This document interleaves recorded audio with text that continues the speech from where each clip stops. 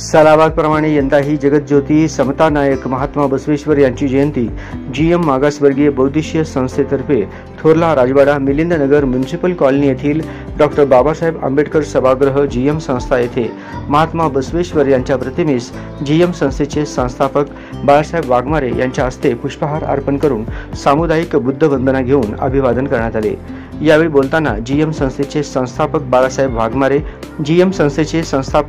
वाघमारे म्हणाले की महात्मा बसवेश्वर महाराज यांनी 11व्या शतकामध्ये समतेचा संदेश देऊन सर्व मानवजात एक समान आहेत असे सांगून मोठी क्रांती केली आहे असे बोलून महात्मा बसवेश्वर जयंती निमित्त तमाम भारतीयांना शुभेच्छा दिल्या।